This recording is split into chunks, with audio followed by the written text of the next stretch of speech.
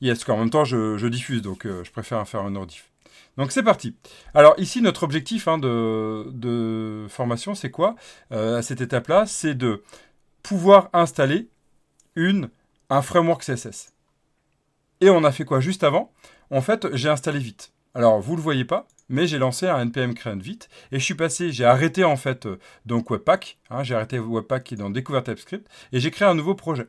J'ai créé un nouveau projet, je vais vous montrer vite fait, il est déjà existant, puis je vais vous montrer un projet test. Je vais me mettre ici, je vais créer un nouveau folder que je vais faire test.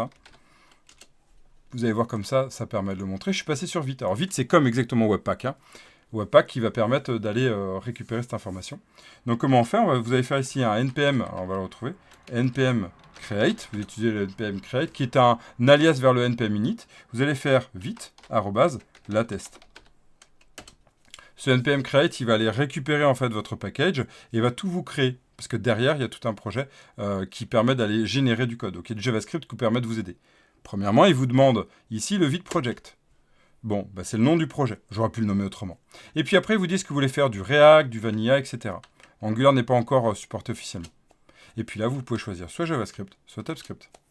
À partir de là, vous allez dans votre projet, ici, et vous allez faire npmi. Voilà, on attend un petit peu, ça dure pas très longtemps.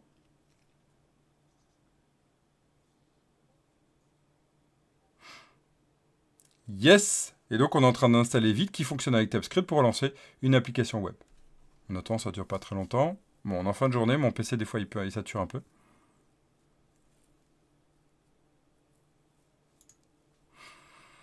Et puis après, il suffit de lancer npm run dev. Alors, on va aller voir ce que ça fait npm run dev. npm run dev, si on regarde le package JSON, ça nous lance Vite. Vite permet de lancer une application qui compile notre TypeScript et qui génère en fait le JS concerné du côté web. Et il y a même un serveur intégré. S'il veut bien charger.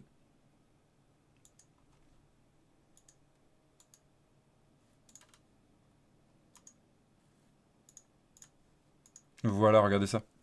Et donc, c'est juste un test, mais ça fonctionne bien. Si on fait un clic droit à inspecter, qu'est-ce qu'on détecte ici? On a bien un bouton. Et puis après, si on va dans les sources, on voit bien ici que nous avons les sources, ici, l'index, etc. Et on a bien le SRC où on peut regarder le code qui est généré. Donc ça, c'est cool. Tout est déjà prêt, c'est génial. Yes. Bon voilà, on a installé ça. Et puis là, on est en train d'installer Materialize. Alors je vais vous remontrer un Materialize. Qu'est-ce que c'est? Materialize, c'est un framework CSS. Alors beaucoup me posent la question, mais Van, pourquoi tu t'embêtes avec Materialize? Il est plus supporté, blablabla. Bla, bla, bla. Oui, oui, mais je trouve qu'il est assez sexy. Il est certes en version 1, release candidate 2, mais en fait, derrière, il est... on va aller voir, non, sur le GitHub, ici. Voilà. Non, t'as pas besoin d'y aller, toi. Voilà, Coco, on va y aller là. On voit que la dernière release, vous voyez, elle est vieille. Donc c'est le problème, c'est qu'ils l'ont arrêté. Mais je trouve que c'est super sympa dans une partie formation de se dire on va pas très loin, mais on a quand même un framework qui est assez sexy sans aller s'embêter. Par contre, Materialize, donc c'est un component, c'est des components. On peut regarder les breadcrumbs, etc. On a pas mal de choses qui ressemblent à du bootstrap, ma foi. On a aussi une notion de grille qui est sympa. C'est exactement la grille qu'on appelle la grille UX ergonomique, c'est-à-dire séparée en 12 parties uniques et identiques. Et on a aussi une partie JavaScript. Par exemple, si on va faire un petit feature discovery, regardez en bas à gauche, en bas à droite, et bien ici, vous voyez là, cette partie-là, vous pouvez la refermer. On va avoir la partie drop-down aussi qui va être intéressant. Ici, vous voyez le drop me, et puis on a la liste qui est présentée là. Donc, tout ça, c'est du code JavaScript. Soit on utilise du jQuery, soit ici, on va utiliser du vrai code JavaScript. Et c'est ce qu'on va chercher à faire. Mais, vous voyez qu'ici, il y a un M. Ce M.dropdown est quelque chose qui appartient au framework, en tout cas à la librairie Materialize. Donc, c'est une librairie JavaScript qui est proposée. Pourquoi je vous dis ça? Parce qu'en fait, dans votre Get Started, vous avez ici deux fichiers à aller récupérer dans votre page HTML. Vous avez le CSS et vous avez le JS. Mais vous pouvez aussi le récupérer du point de vue installation npm. Et c'est ce qu'on va chercher à faire. Donc, on va faire npm install de mon Materialize. C'est ce que j'ai fait là tout à l'heure. Hop, regardez, c'est ce que j'ai fait là. Ici, si je ferme tout. Voilà, je vais retourner dans mon front-end. Et ici, dans mon package, regardez ici, j'utilise dans les dependencies Materialize. OK? Ah, je reviens, petite pause.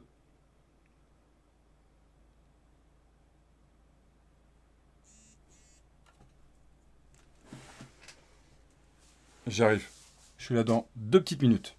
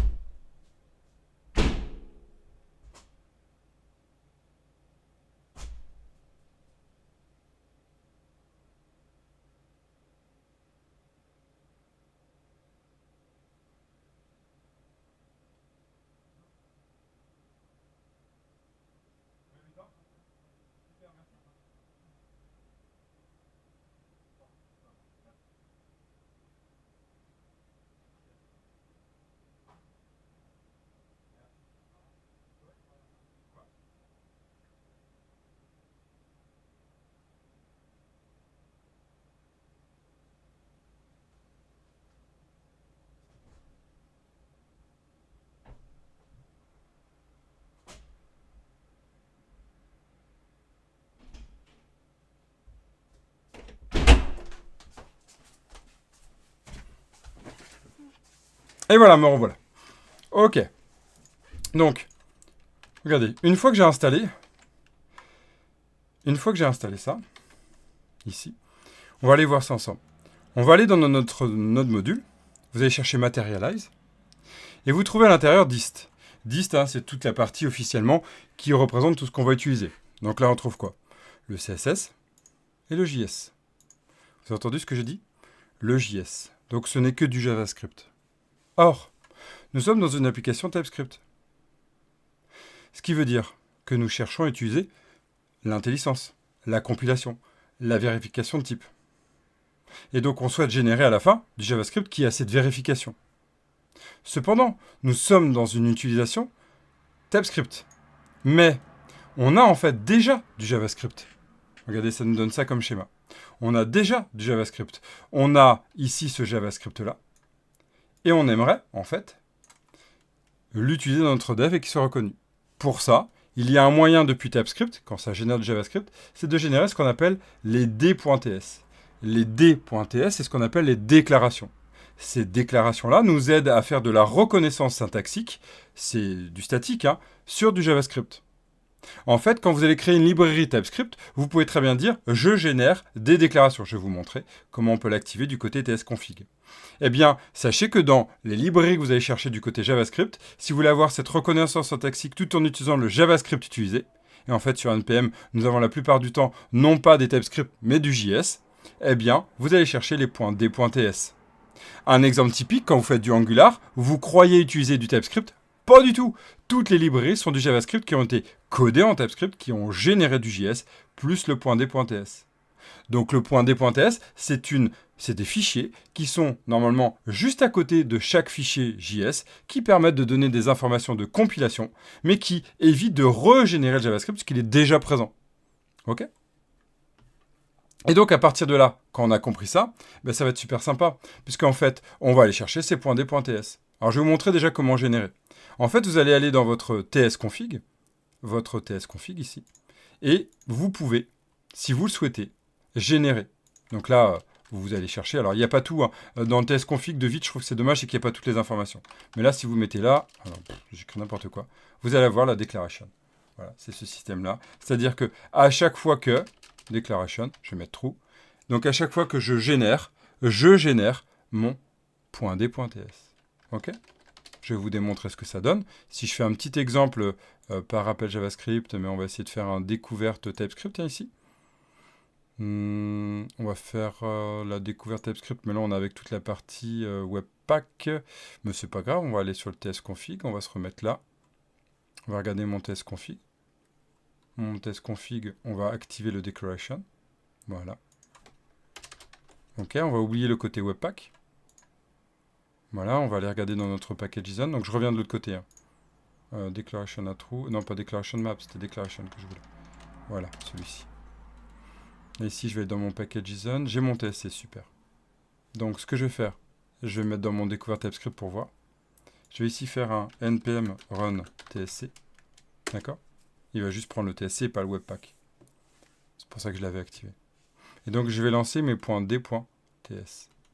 Dans mon dist, je vais regarder ce que j'ai généré. Et j'ai un point D.TS. Alors, dans le main, il n'y a rien.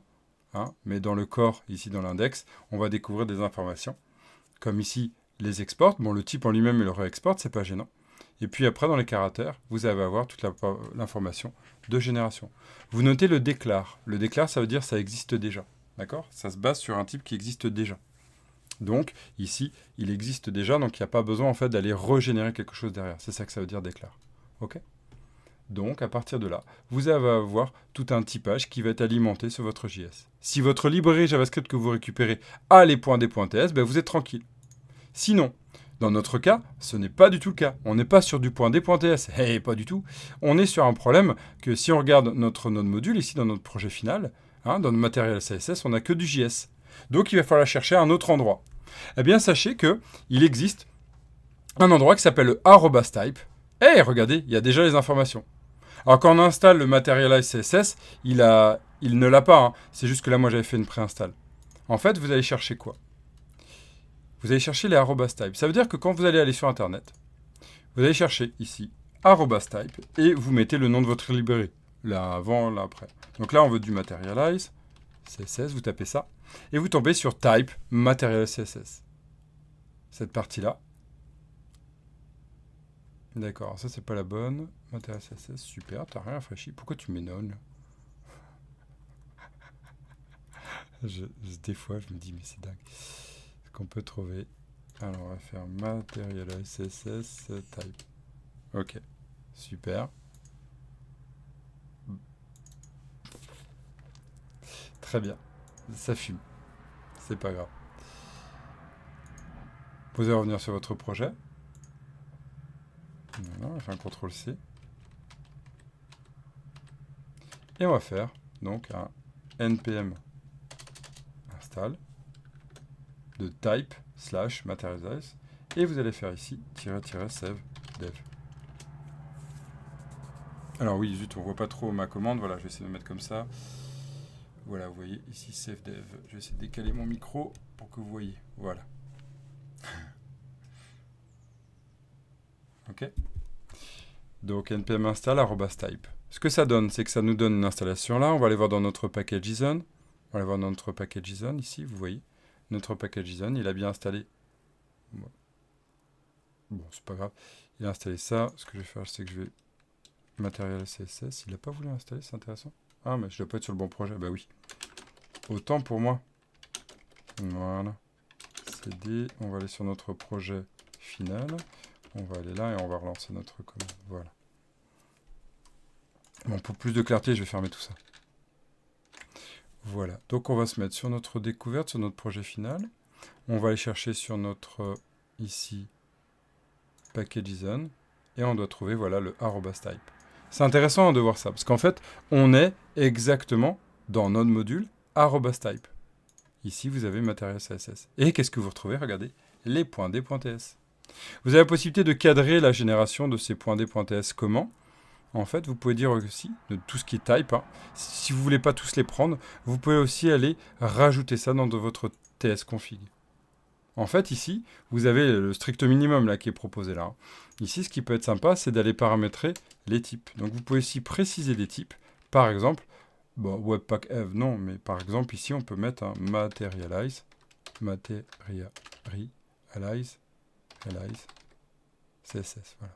Et là, on cadre vraiment le type qui est installé. Donc, ça permet de préciser les types d'un @type. OK? Bon, ça, nous, on n'en a pas besoin ici, parce qu'il va le prendre directement. D'accord? Donc ici, vous êtes tranquille et vous avez la possibilité de le générer. Ce qui veut dire quoi maintenant? Une fois qu'il est installé, donc ce @type vous permet de le définir, vous allez pouvoir faire quoi? Eh bien, dans votre projet final, vous allez pouvoir développer une partie qui va aller gérer tout le parti front-end. Donc par exemple, moi, ce que j'aimerais, là, on va tester, ce que j'aimerais en fait, c'est dans ma partie infrastructure, ici, dans ma partie infrastructure, structure, ça sera très bien. Je vais rajouter, pour l'instant, on va le faire vite fait avec un index, .ts, puis après, vous allez voir, on va améliorer ça.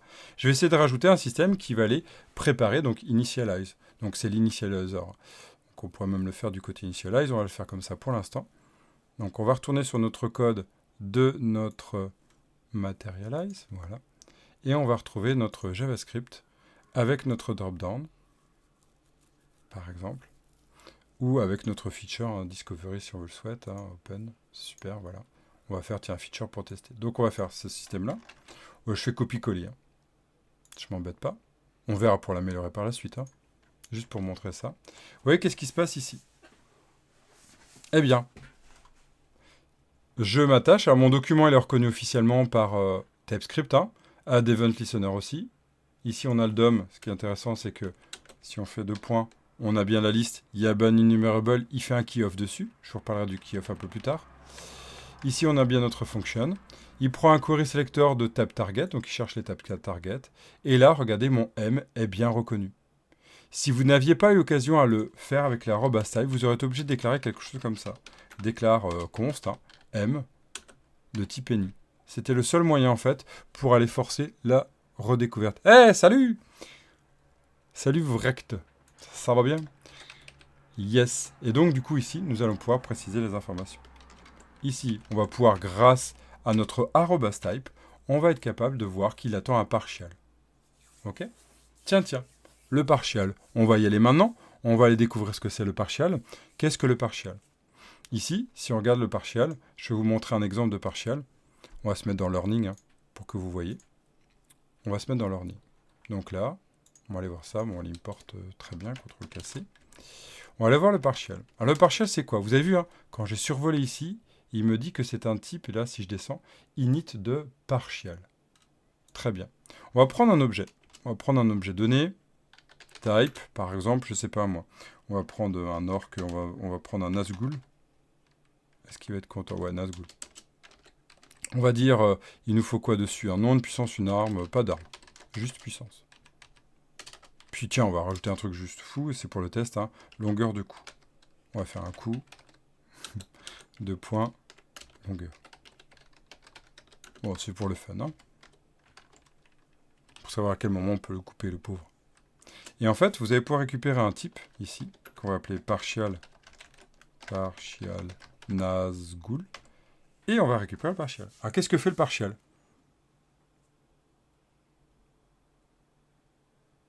Ah, yes, merci de ton retour. Je te le fais juste après, je te le reprécise, cette partie. C'est ce qui amène toujours le plus de confusion. Yes. Je finis juste sur la partie partial. Qu'est-ce que fait le partial? Le partial prend un type, et regardez, il vous renvoie le même type. Hein, in, key, off, ça veut dire je prends toutes les propriétés, et je les rends partial. C'est ce qu'il fait. Et là, c'est le type en lui-même. Hein. Donc, je crée un type où je rends toutes mes... Alors, le niveau... Un niveau, hein, c'est pas... c'est une référence. Hein, on n'est pas sur le niveau inférieur. Ici. Donc là, j'ai mon type qui contient, en fait, toutes les propriétés que j'avais sur mon type initial, mais en partial. Pratique, hein, ce partial. D'accord? Donc, c'est ça qu'il a fait ici. Voilà à quoi sert partial. Et la même chose avec require. Make all properties int optional. D'accord? C'est ça que ça sert. Donc si on en revient ici, ben, c'est ce qu'il nous décrit là en fait. Je crée un objet qui est, si on regarde le init, partial ou undefined. Donc on peut même faire ici undefined. D'accord? C'est ce qu'il nous dit. Donc, on dit quoi? Au démarrage de notre application, on va charger notre jeu. On va charger ici le document, le DOM content loader. Lorsqu'il est chargé, je vais chercher les tabs target et je vais chercher les instants et je vais initialiser. Super. Ce qui veut dire qu'ici, je peux faire quoi? Instance de 0, par exemple, open. S'il y en a une. Hein. S'il y en a une. Ok. Je finis, hein, puis après, je suis à toi, je te réponds à ta question. Donc là, on va tester vraiment à l'arrache, mais c'est juste pour tester. On va passer sur un tab target. Donc moi, ce que je vais refaire pour être sûr que tout fonctionne, je vais m'amuser à aller tester ça, à vérifier ça, ici, en prenant un tab target, ici, avec le floating. Hein, c'est ça qui est montré. On va prendre juste l'exemple pour tester. Je vais mettre dans mon index.html. Pour l'instant, je fais un truc vraiment à l'arrache. Qu'est-ce qu'il me fait? Ah oui, il n'avait pas fini. Super. Je vais mettre là. Très bien. Et dans mon main, ici, ben, je vais appeler ça. D'accord? Donc là, moi, je vais vraiment y aller franco pour l'instant de test. Puis après, vous allez voir, on va faire une fonction. On va faire une fonction ici. Donc, je vais me mettre sur mon main. Je vais me mettre sur mon game init. Et puis, je vais mettre là. Voilà. OK? On va aller vérifier mon TypeScript. Normalement, il est arrêté. Donc, je vais le relancer avec un npm start. npm start. Voilà. Donc il va lancer mon dev. Et je suis à toi juste après, je réponds à ta question. Yes, hop. Et on va aller voir, après il y a peut-être des bugs, etc. Il y a peut-être une chose que j'ai mal codée. Mais dans l'idée, c'est ça. C'est-à-dire que grâce à ça, j'ai pu typer et vérifier. Il met un petit peu de temps à charger, F12. Ouais, ça doit être mon PC surtout qui met un petit peu de temps à charger. Pourtant, c'est pas un vieux coucou. Allez. Eh ben. Bon, en attendant, je vais répondre à ta question. J'ai regardé toutes les vidéos et j'ai une petite question, je ne comprends pas les différences d'utilité entre interface et type. Alors, de base, en fait, l'interface ou le type, c'est exactement pareil. Tu vas pouvoir faire les mêmes choses entre une interface et un type. J'entends.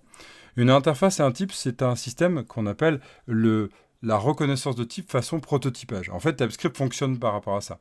Il va aller regarder ton type et il va vérifier si il est bien dans ce prototype-là par rapport au type que tu définis. Alors, je suis très théorique, je vais le remontrer. Je ne sais pas ce qu'il a, on va aller vérifier après. C'est bien, c'est la première fois que je le teste comme ça. Donc on va aller dans Learning. Ici, mon type, ce qui est génial avec mon type, si on oublie le partiel, ça on verra plus tard, et en effet, je vais amener encore plus de confusion, c'est que dans mon type, je vais pouvoir faire ça. Je vais pouvoir dire, ici, je prends un Nazgul, un maître Nazgul, un type master Nazgul. C'est un Nazgul, et il est plus puissant, donc est-ce qu'on va dire master, en effet, string. Là, je viens de faire de l'héritage entre types. C'est-à-dire que mon type master Nazgul est plus fort que mon type, il hérite de. Il faut vraiment le voir comme ça. Donc, ça veut dire quoi? Ça veut dire qu'ici, je peux construire un Nazgul. Et donc, qu'est-ce que je vais avoir comme valeur? Le coût. Voilà, donc c'est avec un long, avec la longueur, ok. Master, vous voyez, ce rond. Le nom. Et la puissance. C'est génial. L'auto-implétion comme ça, c'est génial. Super. Tu vois, donc, sur ça. Je pourrais faire exactement la même chose, en effet, sur des interfaces. C'est-à-dire que là, si je fais la même chose avec interface, c'est ce que je vais faire là, je vais utiliser des elfes, ça sera pareil. Je vais faire un elfe normal. Si je prends un elfe avec une puissance, une arme, très bien, ma foi, on s'en fout.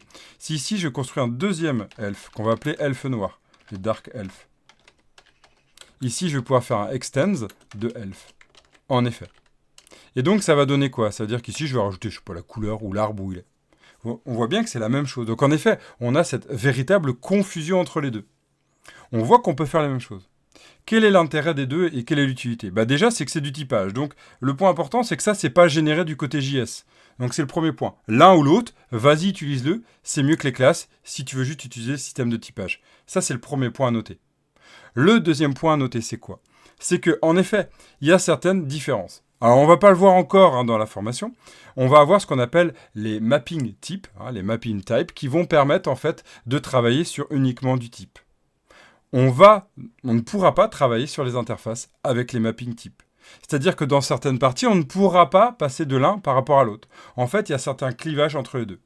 Mais du point de vue juste utilité, en fait, les deux sont utiles. Tu peux utiliser l'un comme l'autre.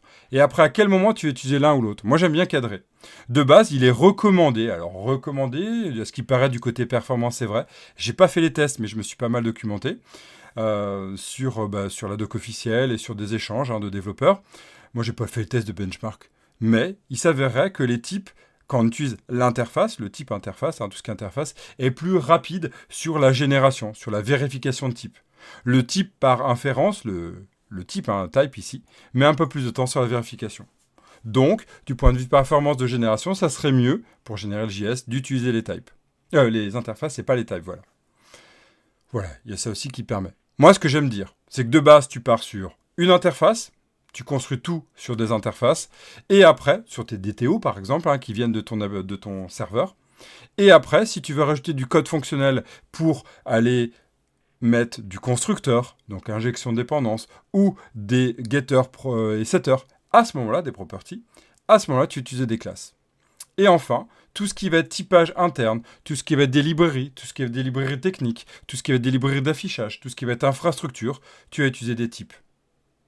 Tout ce qui va être typage dans ton cœur fonctionnel même, ou cœur métier, ou cœur applicatif, ou cœur même du moteur, là, tu vas utiliser des types. Voilà pour te dire. Ça va? Je sais pas si c'était clair. Tu me diras. Et on va aller voir s'il a réussi à générer.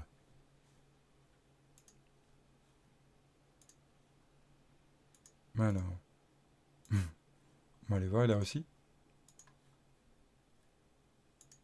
Alors, on va refaire F5.